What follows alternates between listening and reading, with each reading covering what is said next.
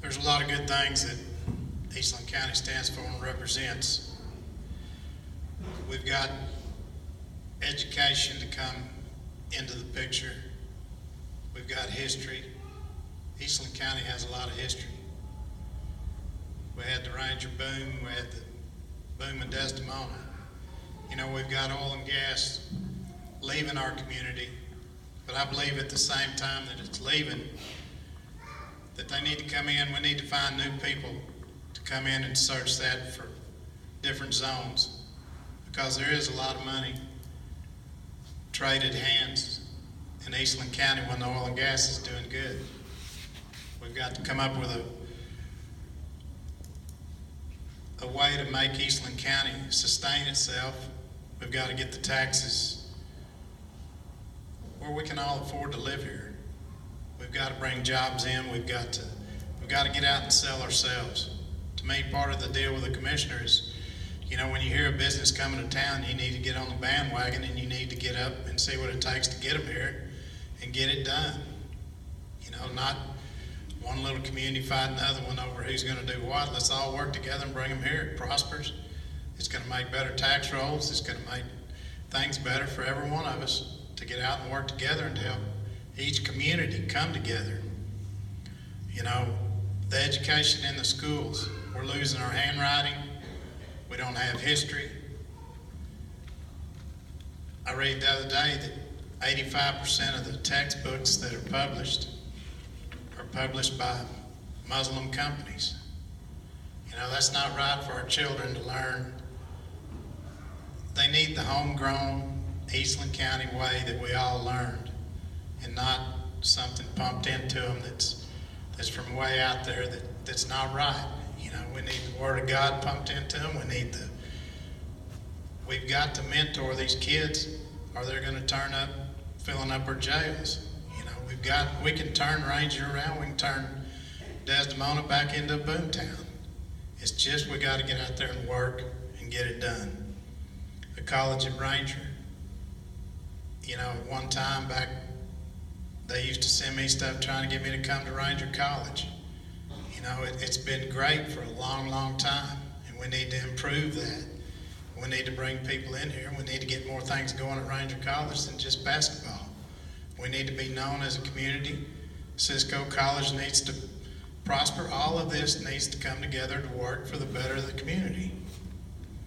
So, you know, one of the things that concerns me is the water. And it's on my heart to fix this water situation that we got. You know, I used to drive a man back and forth that I didn't know very well, but he didn't have a way to go. But I took him back and forth to Hendrick over there at the cancer center. And at that time, there were 42 people in a square mile in Ranger that had cancer. And you know, folks, we can do better than that. We can find out where it's coming from and fix that problem. So, you know, as far as the taxpayers voting for me, there's a lot of things. It's hard to get up here and talk with a microphone in your hand and you see my heart and where it's coming from. So I ask each and every one of you, you know, to get to know me, get to know my heart, get to know what I'm about, get to know what drives me. You know, Kim and I have a chance to give back to the community every chance we get. This last Christmas, we were working the food bank at River Life. We went and bought some gifts for 99 cents, shampoos, different toiletries and things, and made hand gift bags for the people. We had a pickup go through, and I was out there. It was cold that day. And I was out there, and I handed one through the window of a pickup.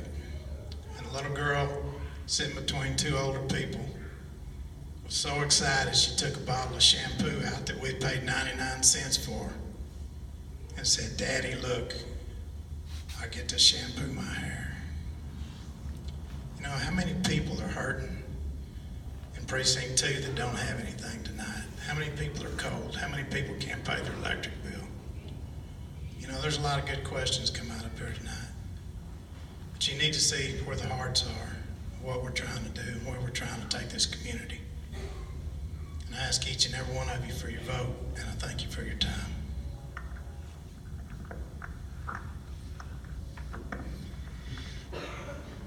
Well, the reason I sort of want you to vote for me is because I'm the right man for the job. I'll go in here and I like to work.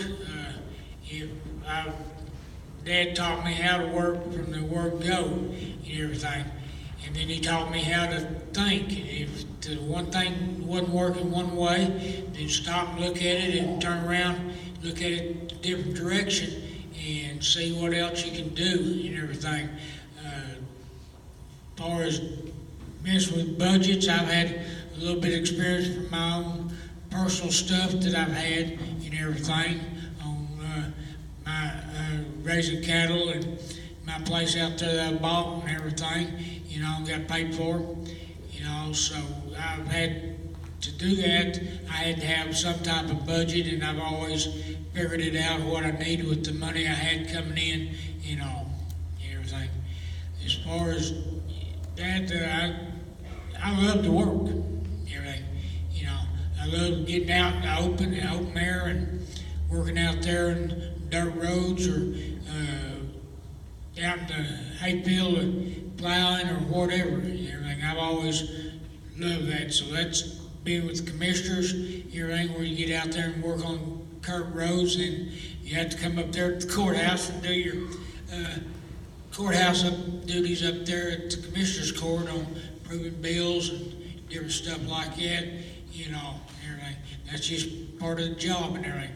But just being out there to work on the roads and try to get them in shape and everything is one of the biggest reasons I want to vote and be your county commissioner and everything.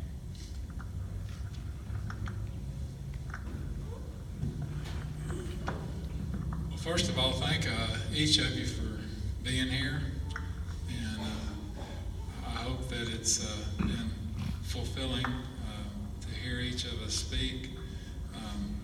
Some of us do that better than others, and but we're all really in one accord if you think about it. You know, we're looking for the same things that each other wants. You know, we want safe places for our children to grow up in. We want our schools to be safe. There's just so many things. Myself, I've always had a servant's heart. I love visiting with people. I love, especially a few older men that I go to church with.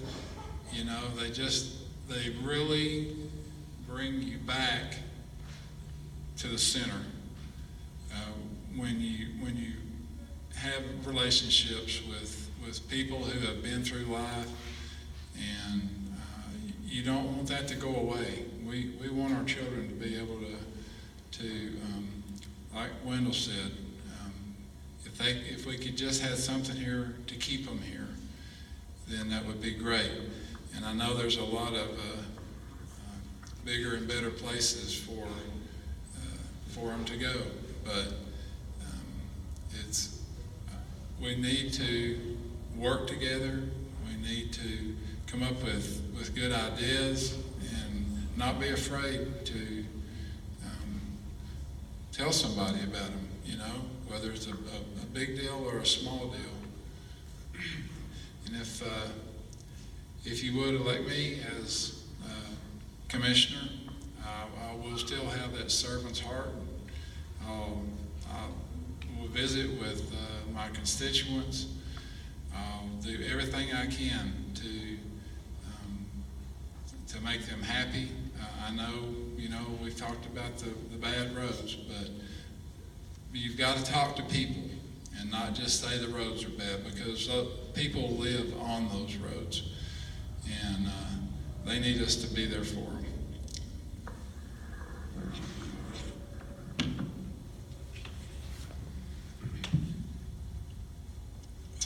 Could I get a raise of hands of how many of you are happy with the way your roads are maintained? And a hand of how many of you are happy with the way the budgets are being handled right now? There's not many. We need better maintenance on these roads. We need better things set in place for our budgets. We need better customer service. When somebody calls you and complains about their road, they don't need to be cussed at. They don't need to be hung up on. They don't need to be told they'll be put to the bottom of the list. That's not the way you should be treated, and that's not the way anybody should be treated. I mean, if we don't have customer service in our business, that's what we call it, that people don't come back. We don't get repeat customers. If we don't give you, the taxpayer, customer service, maintain your roads, and do the best investment we can with your tax-paying dollars, you're not going to like us. You're not going to want to do business with us. You're not going to want to talk to us about how we can help you. If you like it the exact same way, there's probably a couple gentlemen up here I could introduce you to. If you want change, I'm your man. That's the reason I want you to vote for Jason Marks.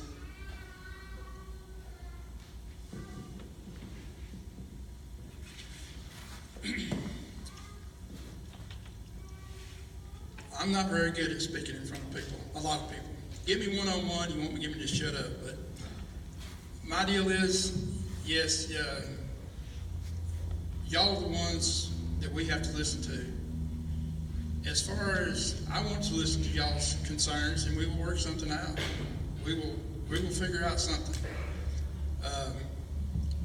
My experience, I've been there for 30 years. I've been doing it. I know how to do it. As far as the courthouse, I will learn it. I know I can get along with all the other commissioners. We will try to do the very best we can with what we have. And I've always been told this is, how can you tell someone how to do something if you don't know how to do it yourself? Thank you. All right, well, gentlemen, thank you all very much. Thank you all for being here, and I think this is not an easy thing they have done tonight. Get up here in front of all of you and not knowing what question is coming up next, and dreading being the first one on the list.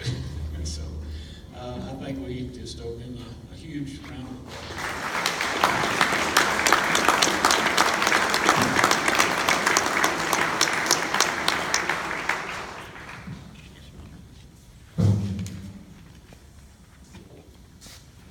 Well, as Richard said, I personally want to thank each and every one of you for taking the time out of your lives during this election cycle to run. And like Martin said, it's difficult to get up there and speak in front of a bunch of people. And for that reason, I'm appreciative. I know many of the folks here tonight are appreciative of that. Let's see.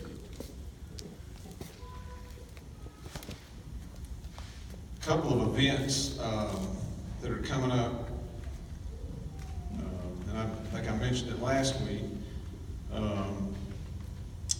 This coming February, on February the 6th at noon at Cisco, at the Myrtle Wilkes Center, we're going to have a public forum with our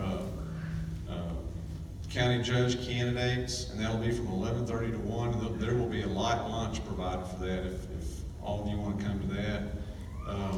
Then on Thursday night, the 8th, there will be an event very similar to this one for those county judge candidates, and it'll be at 6:30 at the River of Life Church. So I encourage you to attend that. And to each and every one of you, I'm thankful that you're here. We have the freedom to come and do this, and I think it's great, and I appreciate each and every one of you being here, and God bless you and have a good night. Thank you.